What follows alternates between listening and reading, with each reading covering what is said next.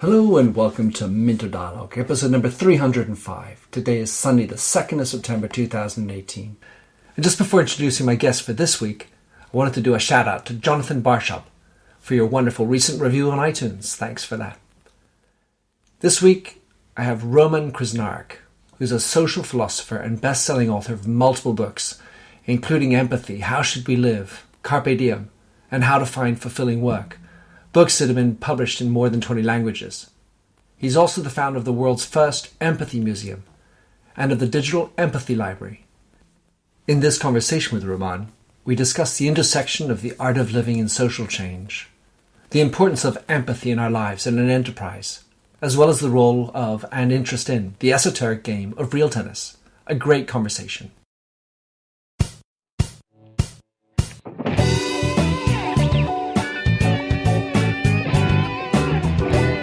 Welcome to the Minter Dialogue podcast, where we discuss branding and all things digital. I am Minter Dial, your host, and you'll find the show notes on my eponymous site, minterdial.com. Enjoy the show. Roman Krznaric, I hope that's the best pronunciation or the right pronunciation for you. Great to have you on the show. I'm a big fan of what you've written, and so you are a master of the authorial universe. You've written a number of books, one of which really caught my attention, which is Empathy, Why It Matters and How to Get It. You also just wrote a year ago, Carpe Diem Regain, Seizing the Day in a Distracted World. So you really are picking fantastic topics. Roman, in your own words, how would you introduce yourself? I find that an incredibly difficult question, partly because I've had lots of different careers. I've been an academic, a political scientist, a professional gardener. I've been a community worker and worked in human rights. I now tend to get labeled as a philosopher. I don't really like that title. It seems a little bit too inward looking. So I tend to call myself a social philosopher, because if you look on my wall of my study where I normally work, I have two circles that are drawn which are overlapping, and one circle says the art of living and the other one says social change, and the point at which those two circles meet is where I try to do my work. So topics I write about, like empathy or Carpe Diem, Seizing the Day, are topics which I hope are useful for people in everyday life. That's the art of living bit, but I also hope that they speak to social and political transformation. So it's a bit hard to sum that all up in a job title. Social philosopher is the best I've come up with so far. And you're also a handy real tennis player. Well, I think we all need to find ways to express creativity and spontaneity. I can't do it by painting or playing music, but I can kind of do it by playing the sport that we both share and love. Well, it is a sport that invites spontaneity, if not awkward bounces, and makes you come down to earth very quickly. Yeah, it does. But it also, I think, raises a lot of the big challenges of how to live. You know, how to think about ambition, how to think about what I'm facing now. I'm 47 years old. I'm getting worse on the real tennis court. I used to be quite good at this game. And there's a question of, well, how do you think about what you're aiming to do? Are you trying to maintain an old level? Are you willing to give that up for some kind of mythological idea of pure enjoyment? Am I just going to go on court and try and get into a Zen state? In fact, a lot of those questions about goals, ambitions, meaning, I think are tied up in a game like real tennis, which in fact, in a way, for me, is speaking to my mortality. Sure. Which is partly what the idea of seizing the day is all about. The clock is ticking. How are you going to live? Beautiful.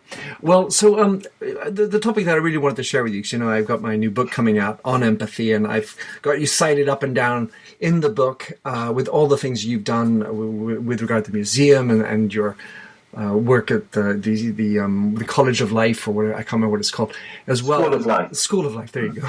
As well as your books. So give us how you describe empathy. Yeah, the way I think about it is I think about opening a psychology textbook and seeing two different definitions of empathy. The first one is what tends to be called affective empathy. Sometimes called emotional empathy. It's about when you share or mirror someone's emotions, you see, anguish on a child's face. And if you too feel anguish, that's affective empathy. You're sharing their emotions. And the other kind of empathy, when you flick the page of the psychology textbook, is what's called cognitive empathy or perspective-taking empathy. That's where you really try and imagine, what is it like to be another person with their view of the world, with their experiences. And so one of the ways I think about it is if you're walking past a homeless guy,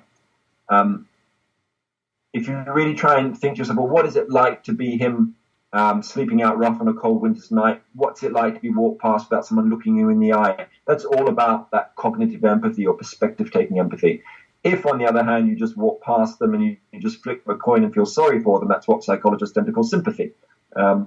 So, there's a whole lot of different definitions there. But for me, it's that cognitive ability to really step into the shoes of someone else, to get inside their skin. That's what it's all about to me. That's what I think has the power for social and political and other forms of transformation. So that's the one we can learn as a skill. Yeah, right. As opposed to affective, which is a little bit more instinctive at some level. Yeah, and that you really develop that very early in childhood.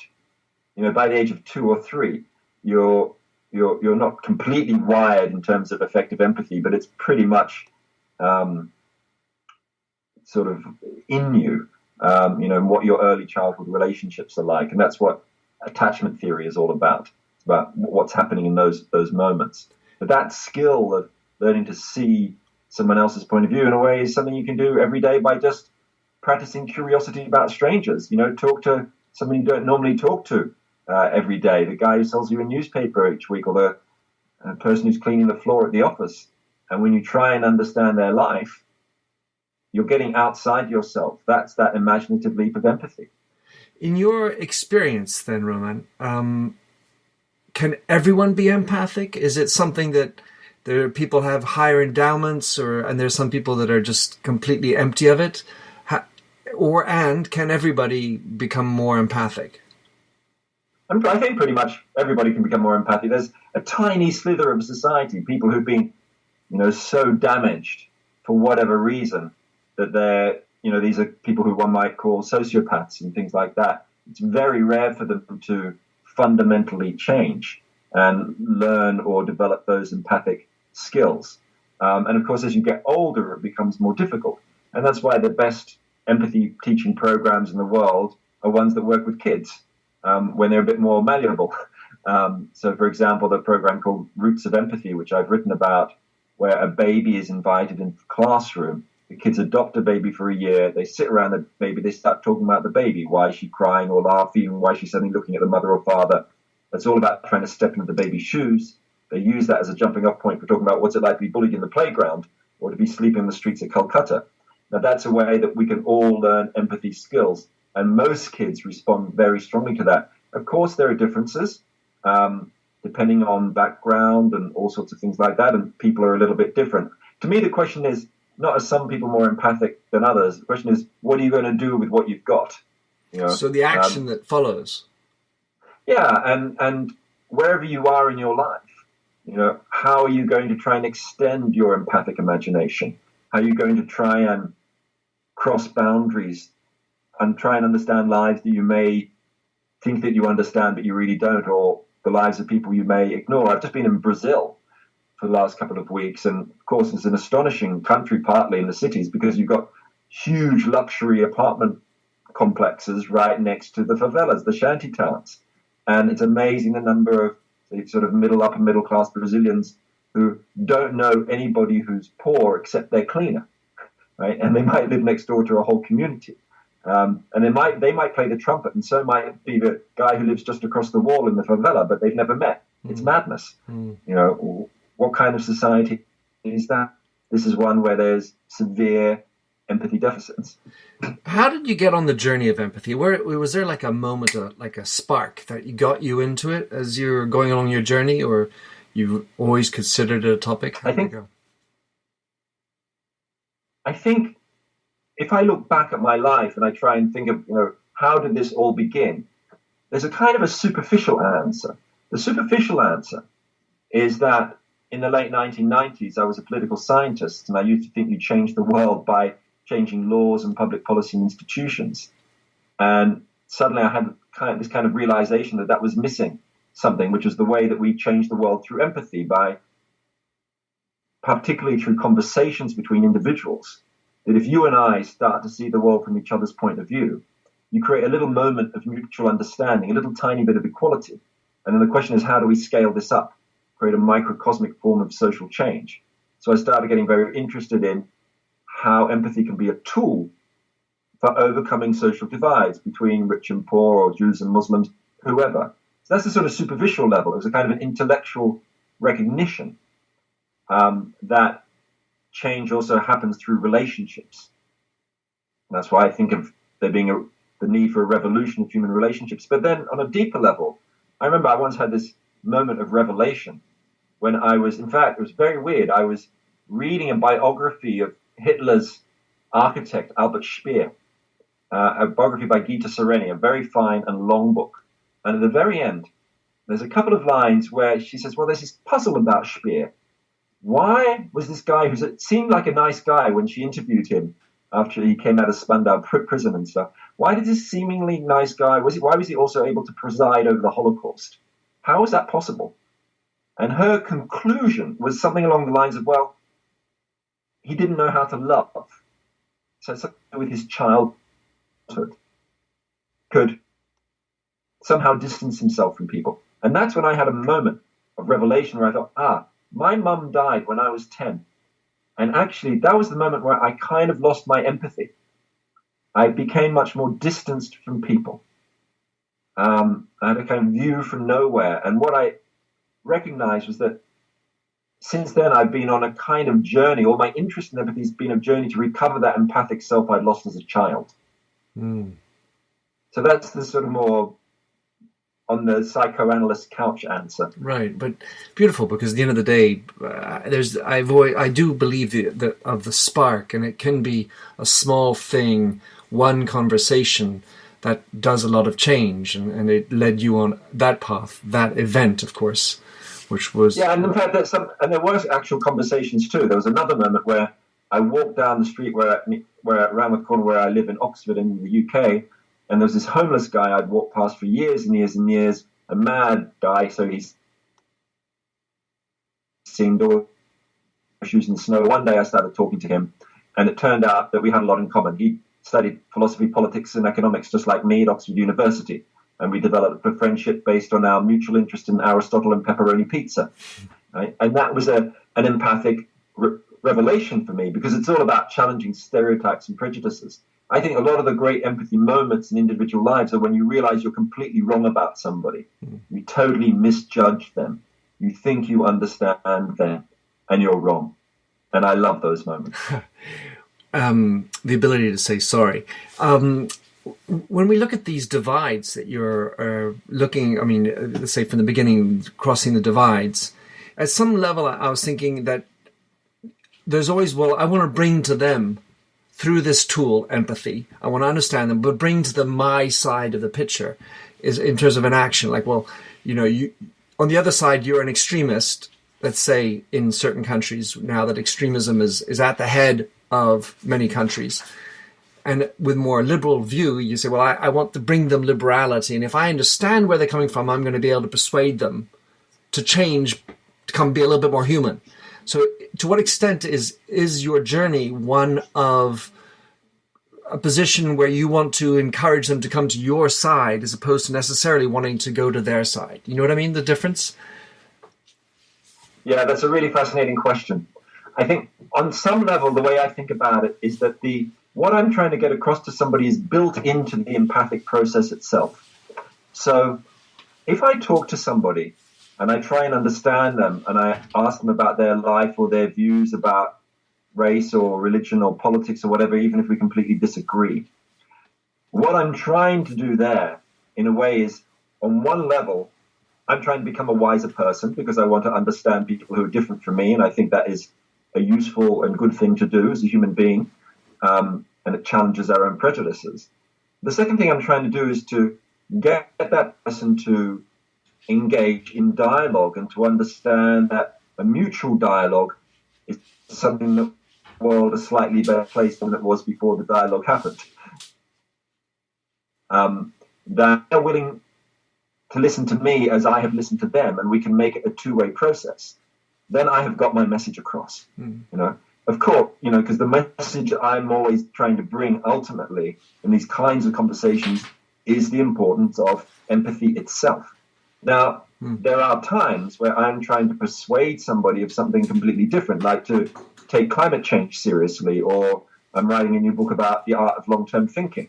Okay, now that's something different is going on. I think what can often happen in those situations is that it's hard to maintain empathic dialogue because you're often not listening to the other person. You are trying to use the powers of persuasion. Right.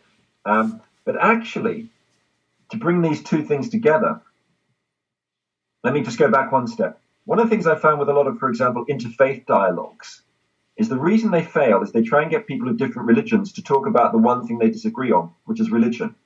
If you bring them together, that is a terrible error. What you've got to do first is get them talking about the things that are more fundamental that they might share in life.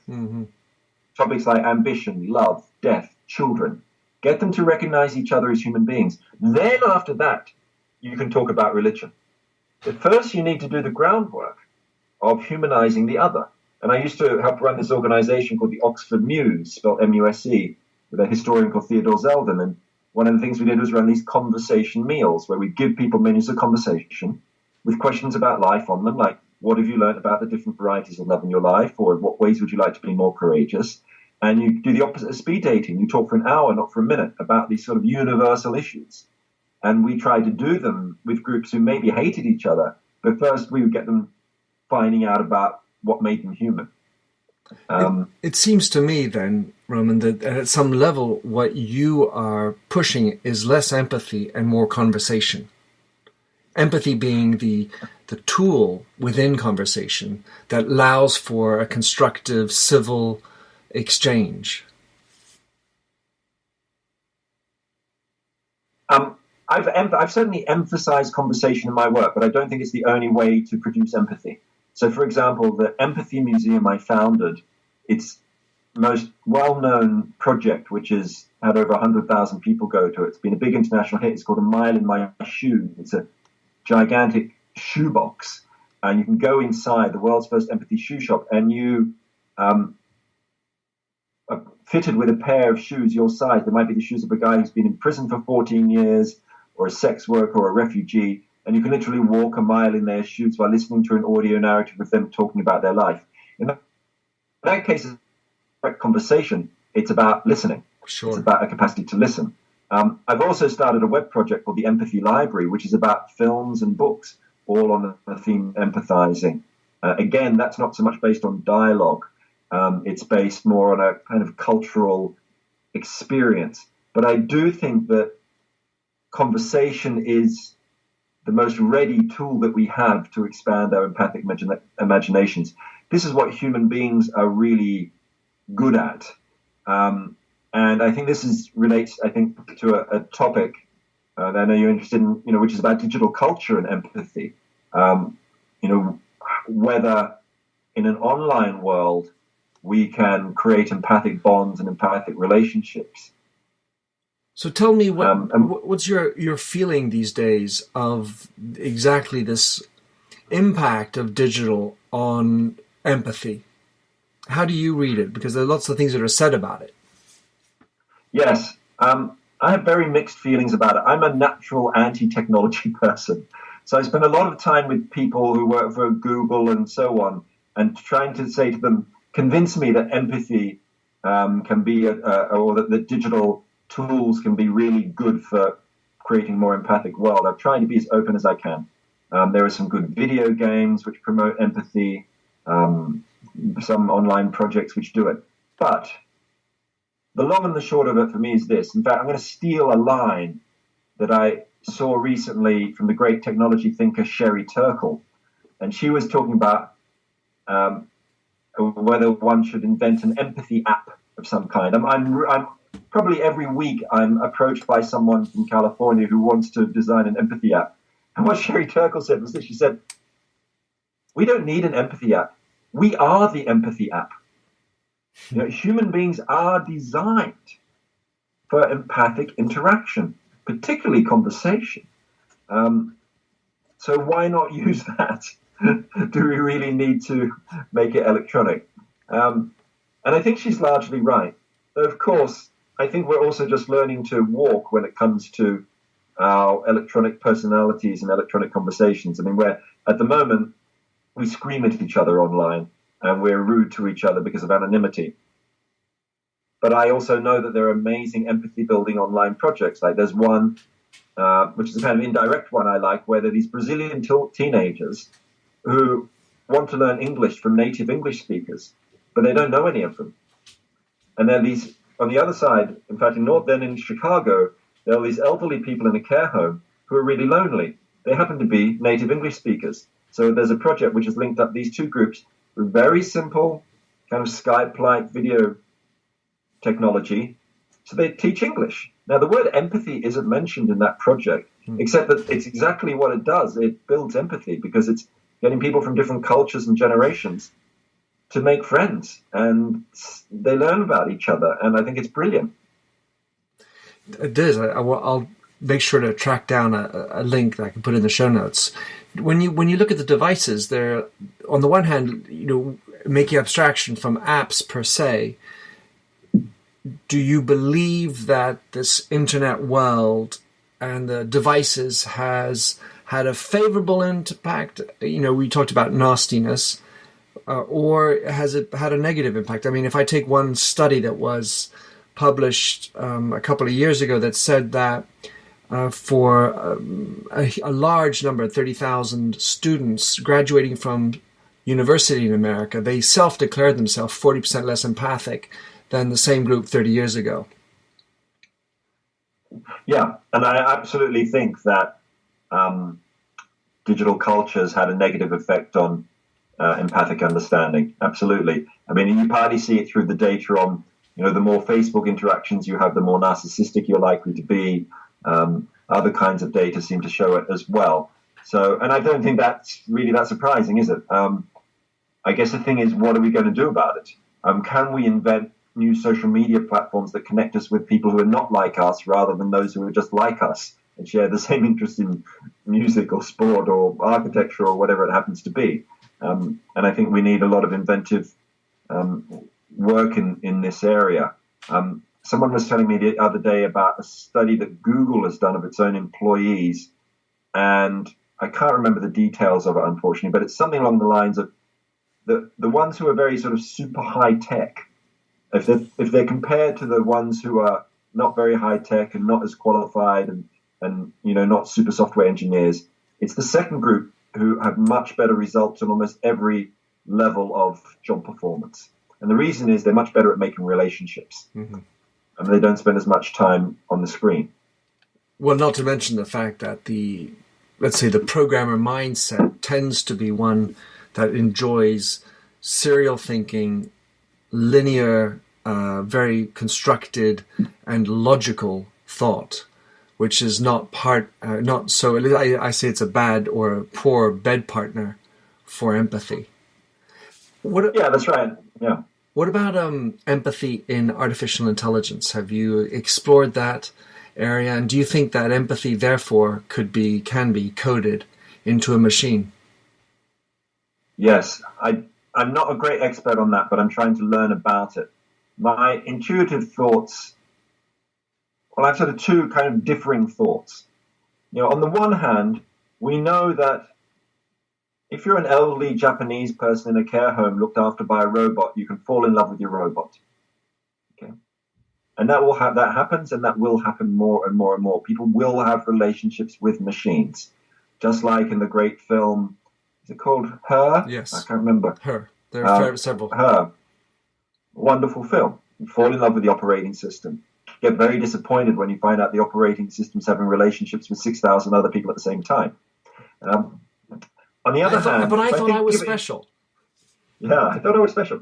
On the other hand, I think when it comes to, let's take the film, the world of business and automation, I do think that in certain sectors, like in banking or whatever, the jobs are all going to go to machines eventually, or most of them. And what will human beings be left able to do? Make relationships, right?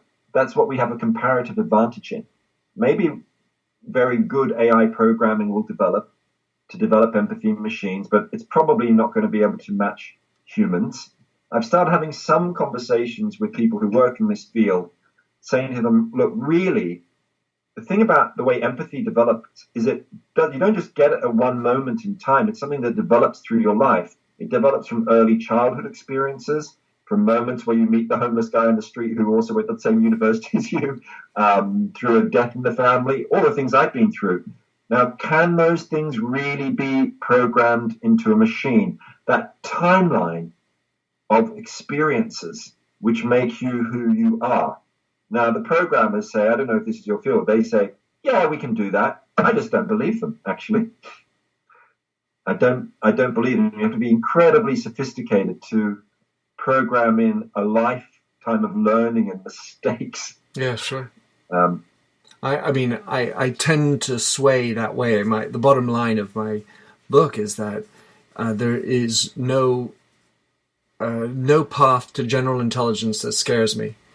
And basically the idea is that I think that the complexity of emotions and the unspoken and very implicit elements of everything we do in different contexts can be a different thing. And so therefore it's infinitely complex, and therefore it might tend towards a better solution, might tend to include more empathy, but it certainly won't be empathic like us human beings are. So I want to finish on one thing, which is about your Carpe Diem, because naturally it's a beautiful expression. A lot of people say, "Oh, life is short," but I would say that the majority of people do not do and jump on the day.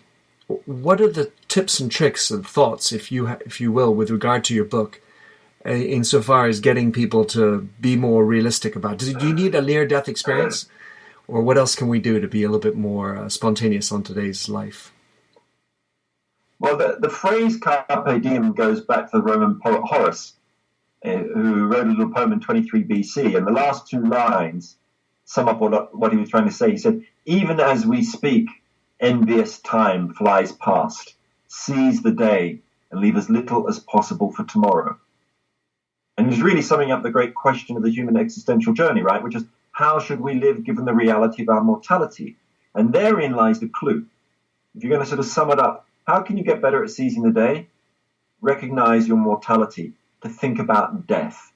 I advocate that people do a daily death pause, to think about their own deaths for a few minutes each day. I don't mean like imagine yourself cold body in the coffin. I mean, be experimental with thinking about what it means to only have one life and to think about the choices you make. So, for example, develop this kind of thought experiment, which I partly borrowed from a neuroscientist called David Eagleman. I call it the dinner party of the afterlife. It goes like this. So imagine you're dead, right?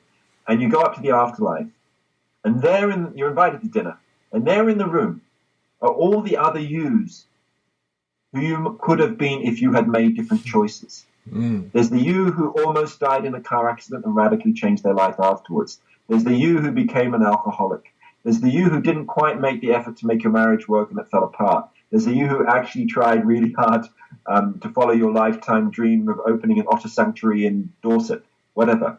And the question is, you look around at these alternative selves and you ask yourself, are there any of these alternative me's where I'd rather be or become? And that is an exercise in thinking about regret. So we don't get to the end of our lives and look back and wish we'd done something else. We have many alternative selves who we could be. And so for me, Carpe Diem, seizing the day, is having a kind of hyper-awareness of these multiple possibilities, of different ways we can become the authors of our own lives. This is what Jean-Paul Sartre was talking about, of course, when he was talking about and writing about existentialism. It was about agency. It was about the kind of thrill of making choices, even if they're disastrous. Funnily enough, the word agency is something I use quite a lot in my book, my new one. And it is in coders' experience and also in some field of thought. By giving agency to the other, you're demonstrating empathy. Or yes, and that's a very beautiful connection between the two. I think that's right. By giving agency to the other, you're demonstrating empathy, and I think empathic world is equally one where is exactly that, where we spread agency, where we democratize Carpe Diem. And you find this in a lot of very interesting development thought. For example, Amartya Sen, the economist, has this idea of the capabilities approach to development, which is about the idea that you want to lift people out of poverty not for its own sake. You want to build a school in Ghana so that a child has then the power to make a choice that matters to them in their life, go in one direction or another. And I think if we're sort of thinking about empathy on its deepest level, we want to give people the capacity to make those choices that matter to them. Well, so ultimately, this is where empathy and Carpe Diem merge. Yeah. Roman, I would like to have you over in my dinner of my life. So someday we'll be able to discuss a lot more. But time is what it is. So I really appreciate you coming on. That was really fun. Really great to meet you and to listen to your words. Very wonderfully philosophical, yet pragmatic, because you are trying to create activity behind it, which is remarkable. So, what's the best way? What's the best way to track down, buy your books, follow what you're up to? What do you prefer? I mean, presumably in a digital way, because I don't want everyone knocking on your door.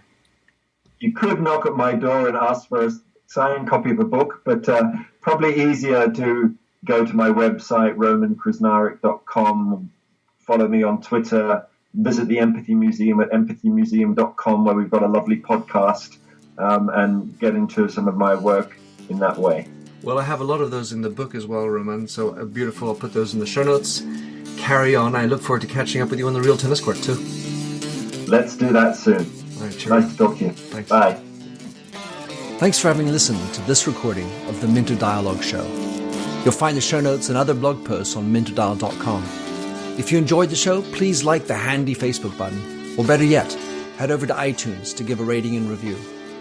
But first, relax to Josh Sachs's Finger Paint.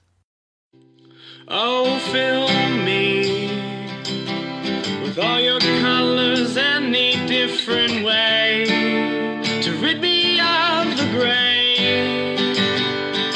and heal me with all your imperfections that you mention in your lack of self-security.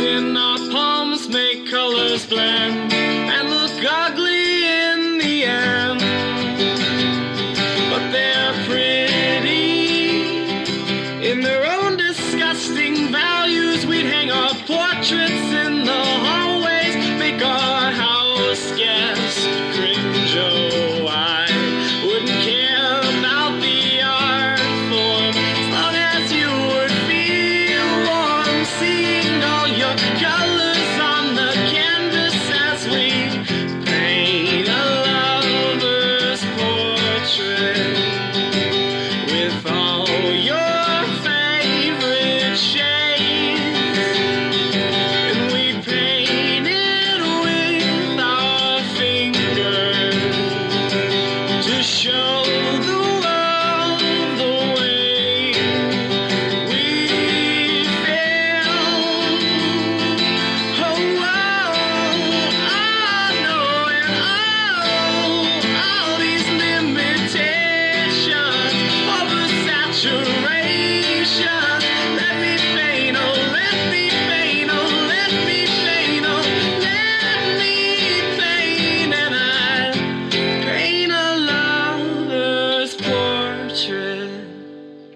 with all